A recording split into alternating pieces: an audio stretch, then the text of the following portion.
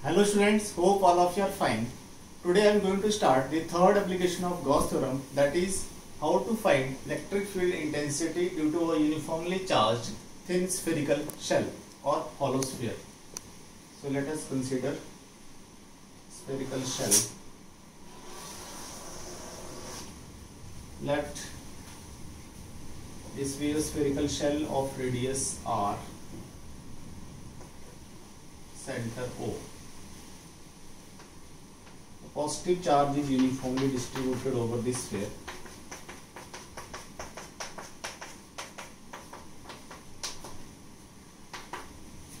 Now we have to find electric field intensity due to this spherical shell. So we can consider point anywhere, either outside the shell or inside the shell, or that point can be on the surface.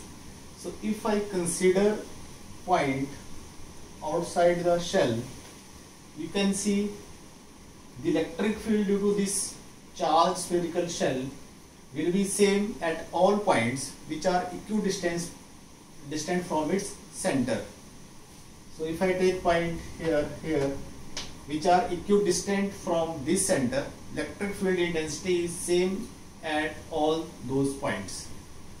So means by symmetry we can draw Gaussian surface around this shell, which will be also a sphere and concentric with this center O.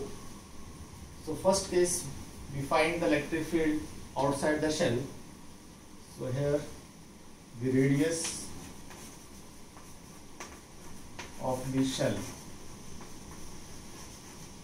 is equal to r, the charge on the shell be q. This q is the total charge on the spherical shell, and it is uniformly distributed such that the surface charge density is sigma. Surface charge density is equal to sigma. So let me consider a point P here, where we have to find electric field intensity. Now we have already seen the point where we have to find electric field intensity. We draw a Gaussian surface through that point. So in this case, this Gaussian surface is spherical in shape. So we draw a sphere.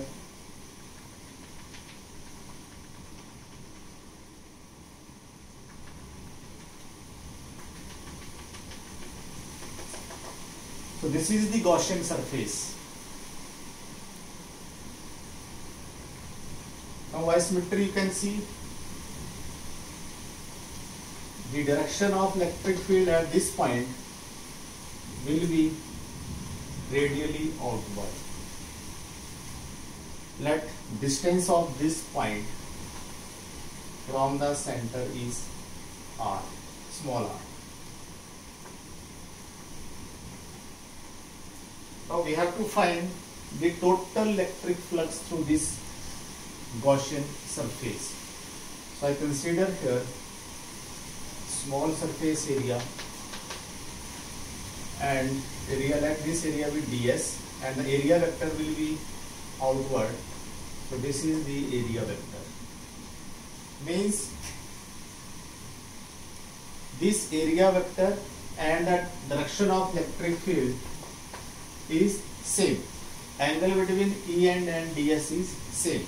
So the small electric flux through this surface ds, electric flux through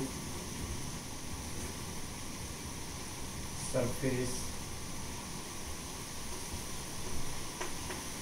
ds is d phi is equal to E dot ds. So angle between E and ds is 0, so it is equal to E ds cos 0, that is equal to E ds. Now total electric flux can be calculated by integrating this. So total electric flux through Gaussian surface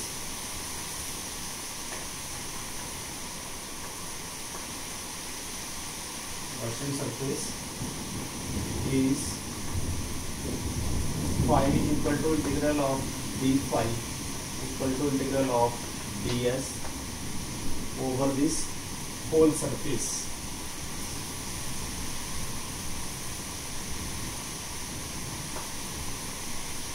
So that will be equal to, and this is the closed surface,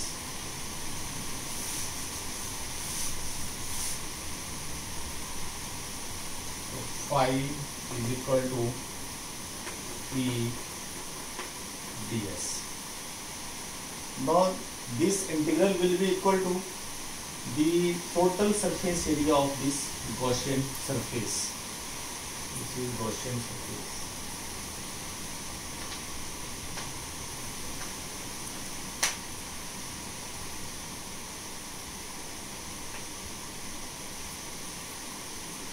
So that is equal to E into S, E into 4 pi r square. Let this be equation 1.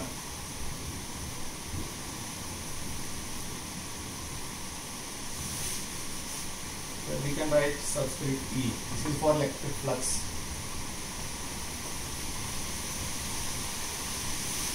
Now by Gauss theorem, we can see here the total charge enclosed by this Gaussian surface is equal to the charge on this spherical shell, and we have assumed that the total charge on this spherical shell is Q. Total charge on this charge is equal to Q. This is the total charge on the spherical shell, and this whole charge is enclosed by this Gaussian surface. So by Gauss theorem,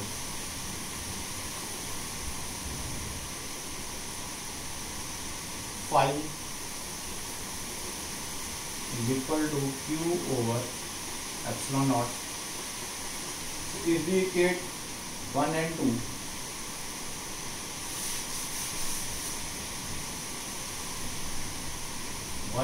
implies E into 4 pi r square is equal to Q over epsilon naught, or this implies E is equal to Q over 4 pi epsilon naught r square. This is the electric field at any point outside the spherical shell.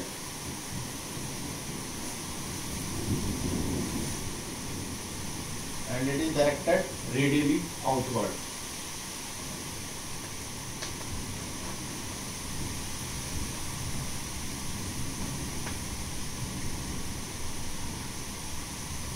Now from this expression we can conclude the electric field at any point outside the spherical shell is same as if the whole charge on this shell is concentrated at the center of the shell. Because by Coulomb's law, if we assume that there is some charge Q at this point, then electric field at this point will be E is equal to K Q over R square, that is equal to 1 by 4 pi epsilon naught Q over R square. Means this electric field outside the spherical shell is same as if whole charge of the shell is concentrated at the center of the shell. So this is electric field outside the shell. Now we may be asked to find electric field inside or on the surface. So second case,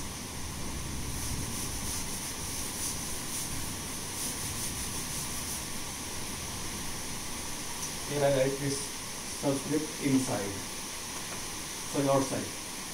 This electric field is outside. Now case 2, if the point P lies on the surface, when point P lies on the surface of the shell. Now this point P is on the surface, this point P is on the surface, then in this case this small r will become equal to radius of the shell, that is capital R. So in this case small r will be equal to capital R. So we can write electric field on the surface is equal to Q over 4 pi epsilon naught R square.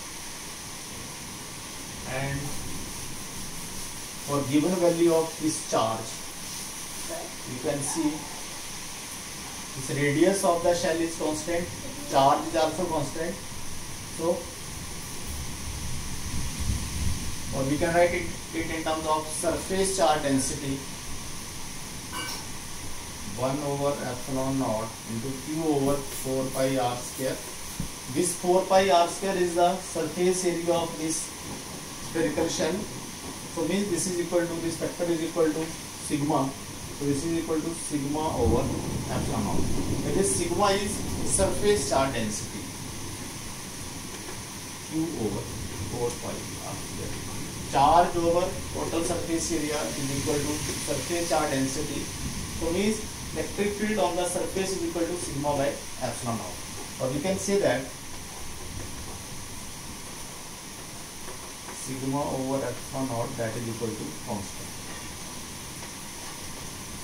Means the value of electric field intensity on the surface is a constant factor, and direction is again, it is radially outward. Now third case, this point P can also lie inside the shell. We will see what will be electric field when this point P lies inside the shell.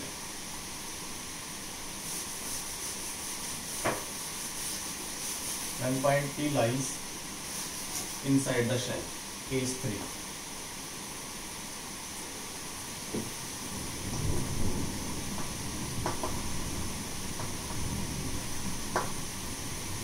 So in this case,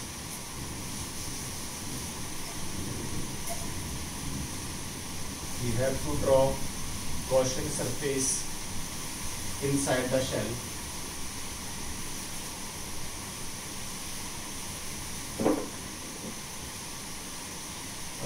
Assume that let this point be at this point P is here.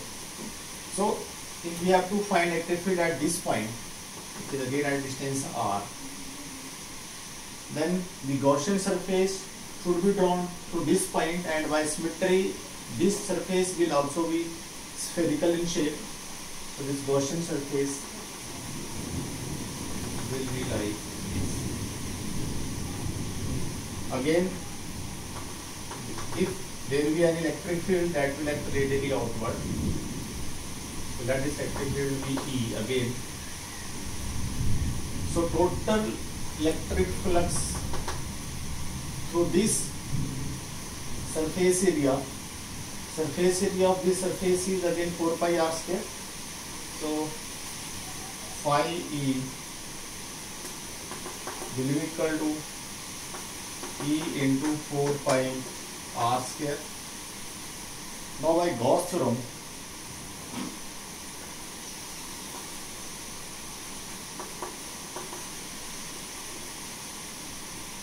phi E should be equal to charge inside the shell over epsilon naught. But you can see this is a hollow sphere. Hollow means there is no any matter, and charge cannot exist without matter.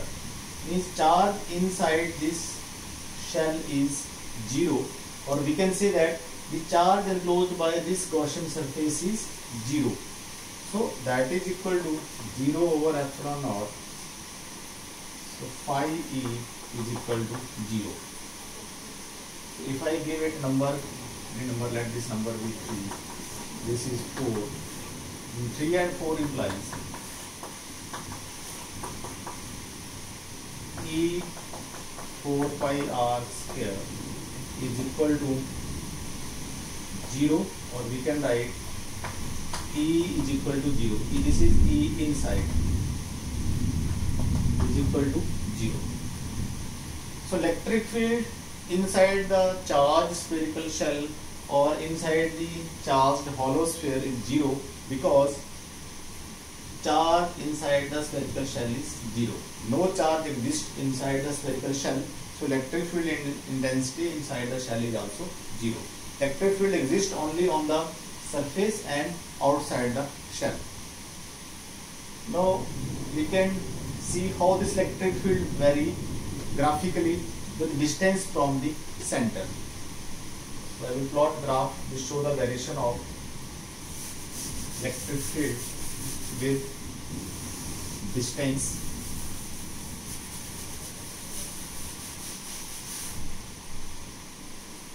Variation of electric field with distance r. This r is from the center. So first we write three formula for electric field. We have already seen electric field inside is equal to 0. Electric field on the surface, this is equal to sigma over epsilon naught, or that is equal to 1 over 4 pi epsilon naught q over r square, that is equal to constant. And the electric field outside is equal to 1 over 4 pi epsilon naught q over r square.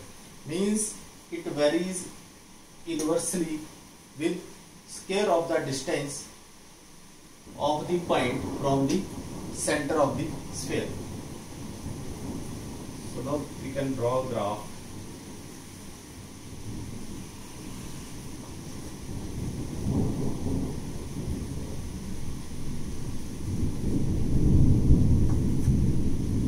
Electric field distance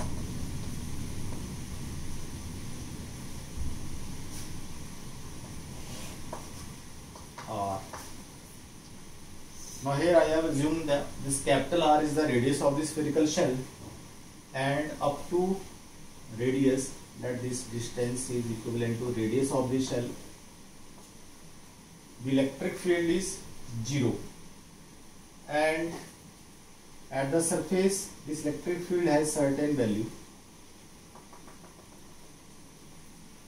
So this electric field is on the surface, and after that it varies inversely as square of the distance.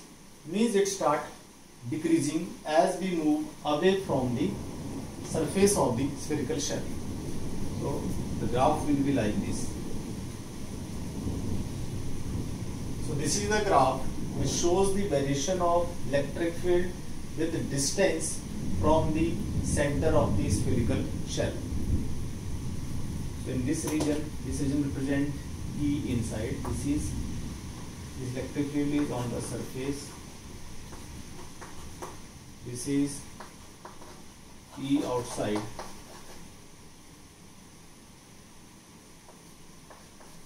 And this region represents electric field inside. This is 0. E right here. E inside. So electric field inside 0. On the surface it has some fixed value, and outside the shell it go on decreasing as we move away from the shell. So this electric field intensity, or if we have to find electric field intensity due to solid sphere which is conducting and charged, the electric field behave in the same manner as that due to this spherical shell. Means in case of conducting solid sphere also, electric field inside the solid sphere is 0, and outside the sphere it decreases as we move away from the surface. So with this we have discussed all the three applications of Gauss theorem. Now with this article, this chapter is over. In next class we will start the next chapter. I wish you stay safe and stay healthy. Thank you.